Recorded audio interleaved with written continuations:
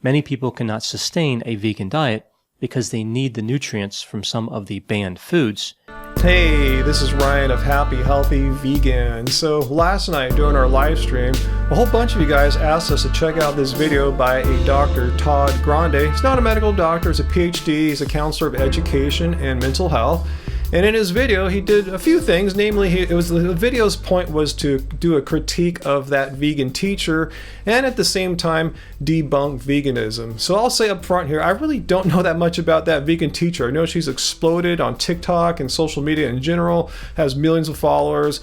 So it's not really my place to criticize his critique of her. I'll leave that for someone else who knows much more about that. But I do know a lot about veganism and logic because Dr. Grande said, "Is veganism logical?" And the reason why I say I know a bit about logic, because that's what I studied in school. I got my bachelor's degree in philosophy. I got a couple courses shy of a minor in experimental psychology. I went on into a PhD program in philosophy, took a year's leave of absence, never returned because I was pursuing other career opportunities. So anyway, let's get back to his question here. Is veganism logical? I mean, logical? Like, what do you really mean here, doctor? I mean, there's no logical argument that you're taken apart. Here's what a logical argument looks like. You have some premises and a conclusion. Instead, he's examining a proposition in itself, the moral statement of what veganism represents. So moving to the next question, is veganism logical? The main argument of vegans is that they don't want animals to be harmed or exploited. For a non-vegan, he did an okay job there describing what veganism is, but that's not an argument for veganism. There's no premises and a conclusion. It's just a moral statement, a moral belief. Although there are other reasons somebody becomes a vegan. Oh, really? Because you just described what veganism is. So what other reason is there to be vegan other than what veganism is? For example, they may believe that the lifestyle imparts some type of physical or mental health benefit.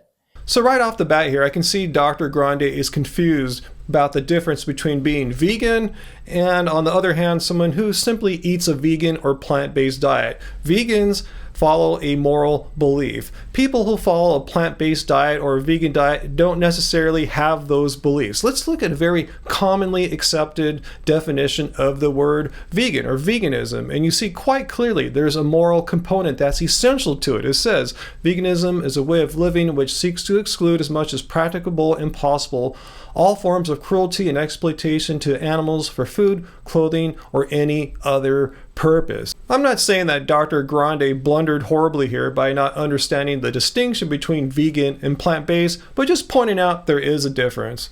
There are risks associated with the vegan diet, and maybe some benefits as well. So did you see what he just did there? That was really slick. He said there may be some benefits to following a vegan diet, but he didn't list a single benefit. He just said there might be. Actually, there are. And he said there are definitely risks to following a vegan diet, which he goes on to list, and we'll cover that in a second. But since he didn't cover the benefits of a vegan diet, I will state them for you here, Dr. Grande.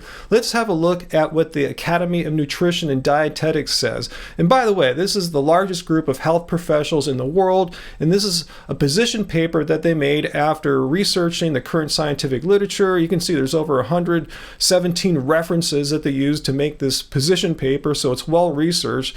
And here are some of the benefits of following a vegan diet, such as more environmentally sustainable than diets rich in animal products because vegan and plant-based diets use fewer natural resources and are associated with much less environmental damage. Vegans and vegetarians are at reduced risk of certain health conditions, including heart disease, which is the #1 killer of people in North America, type 2 diabetes, which is in the top 5 as well, hypertension, certain types of cancer, and obesity. So yeah, there are a few benefits that he overlooked to following a vegan or plant-based diet. It would be incorrect to believe that being vegan is automatically healthier. Well, of course, if you look at the definition of veganism, nowhere in there does it say that you have to eat the world's healthiest foods, eat whole food plants, never have any junk food. There's plenty of junk food vegans. So that's kind of a moot point, but whatever. It would be incorrect to believe that being vegan is automatically healthier. For some people, it would be, and for others, it may not be.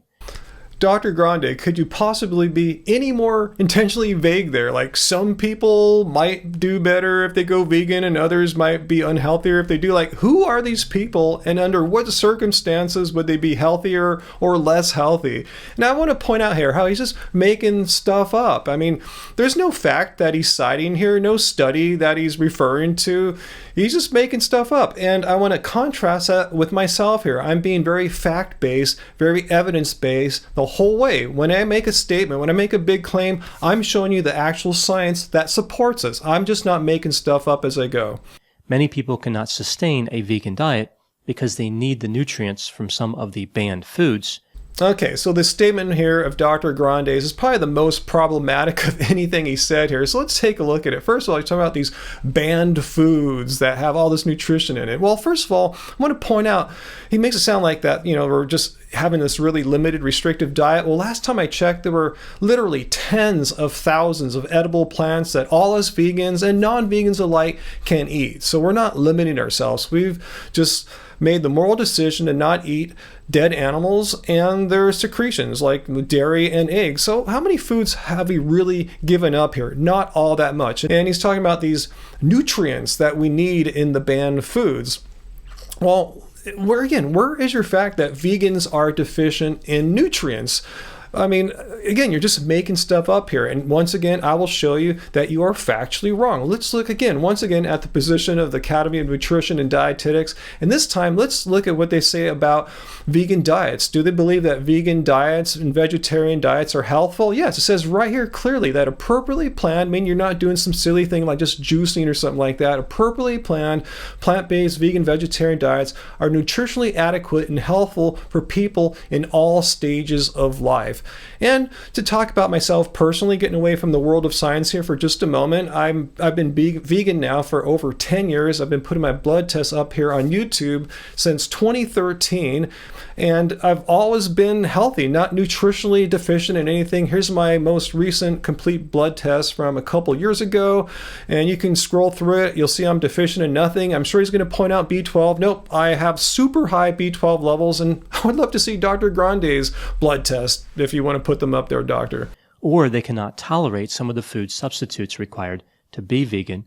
Wait, there's food substitutes that are required to be vegan? Apparently, I didn't get the memo, and I've been vegan for 10 years. Let's see what these required foods are. Like wheat, soy, and peanuts. So now I really just have to laugh at how Dr. Grande is just making stuff up here. You have this non-vegan who has no background in nutrition science or diet, telling vegans what are required foods for vegans to eat. Like, just admit, Dr. Grande, you just made that list up right then and there. You have no basis, no factual basis to say that these are required foods for vegans. And I know this for an absolute fact because I've never seen such a list anywhere. And furthermore, I've had maybe 3-year, 4-year stretches where I didn't eat any of those 3 foods that you just listed there. So Dr. Grande, please don't pretend you're a nutritionist or dietitian, and let's continue on. Moving away from the idea of health and over to caring for animals, does the vegan lifestyle actually accomplish the goal of protecting animals? Well, yes, it actually does, Dr. Grande. Every day, at every meal, I have made a choice to not include dead animals or their secretions on my plate. But let's see you try to debunk this. Well, it may work toward that goal for some animals, but many products that vegans consume, like vegetables, fruits, and nuts, and I want to point out that most non-vegans consume those exact same foods too, are grown using products that hurt animals, like pesticides. So if what Dr. Grande saying here is correct, and I had trouble finding actual data on the numbers of animals harmed by pesticide use. I'm not saying there aren't any animals harmed by pesticide use, but I couldn't find the clear data, and I bet you a few bucks that Dr. Grande couldn't either because he's just making stuff up here. But my point is, you can always choose to buy organic foods. Rabbits, birds, mice, and other animals are killed to protect agriculture. So if you eat plants too, Dr. Grande, as I assume you do, those kills are on you as well, because you just can't blame it on vegans. We're not the primary or sole consumers of plants. But anyway, let's look at your actual numbers here. And again, you didn't provide any numbers. You just said that in the production of food, some animals will be killed. Well, have you actually looked at how many animals are killed unintentionally through agriculture? Well, there have been calculations made on this. This is the result of a mathematical model designed to calculate how many animals are killed to produce 1 million calories in 8 food categories. And look at way up top, animal products, with chicken producing the greatest number of deaths. Way down at the bottom, vegetables, fruits, and grains. To be specific, 1 million calories of chicken requires over 250 animals to be killed, while the same amount of calories in vegetables, barely 2 animals. And by the way, this is roughly the amount of calories I would need in a year. So for me, as a vegan, to sustain on this planet for a year, about 2 animals tops, compared to hundreds for chicken and nearly 100 for eggs. And I know some anti-vegans are going to say, well, still animals are harmed in order for you to eat food. Well, I want to return back to the definition of veganism once again. Notice how in here it doesn't say anything about absolute, complete, 100% perfection. If it doesn't say here, if a single bug is harmed or a rabbit is ran over, then veganism is null and void. The definition clearly states reducing as much harm and killing as much as possible and practicable. That's the point that anti-vegans and non-vegans clearly don't understand when they try to redefine veganism on their own. Also, the use of animal products is so integrated into the supply chain that avoiding them altogether is nearly impossible.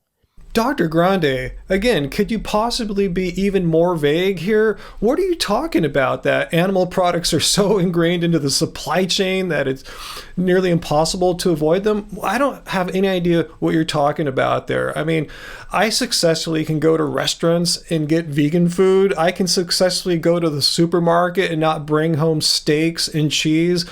Again, I think you're just making things up here, or you need to clarify what you're saying here more.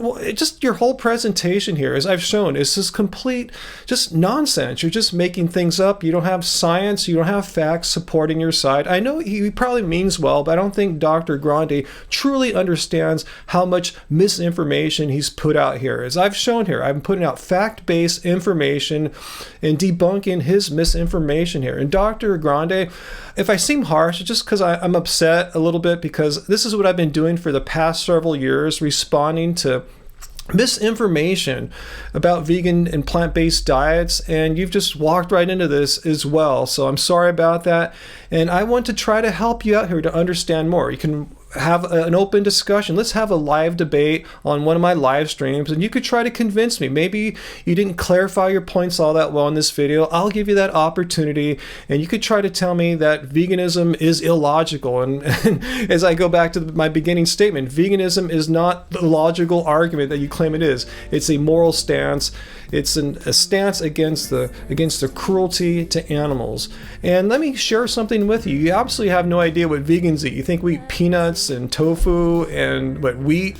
Let me offer you a copy of the brand new Happy Healthy Vegan Cookbook. This is how Angie and I have been eating for the past 3-4 years. I'll send you an ebook if you'd like.